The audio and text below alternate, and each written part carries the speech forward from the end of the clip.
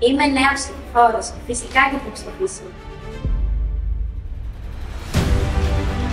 Είμαι Ευρωπαίος πολίτης. Φυσικά και θα ψηφίσω.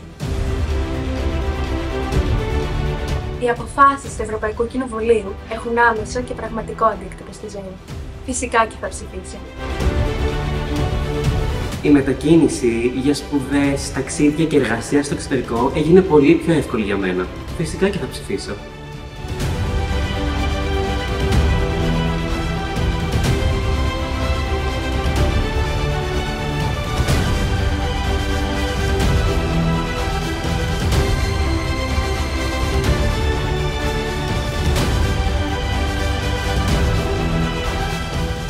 Η ψήφος μου θα καθορίσει ποιοι ευρωβουλευτές θα με εκπροσωπήσουν και θα αγωνιστούν για τα δικαιώματά μου.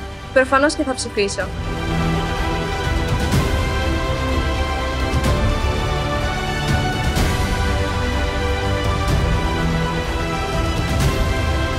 Η δημοκρατία δεν πρέπει ποτέ να θεωρείται δεδομένη.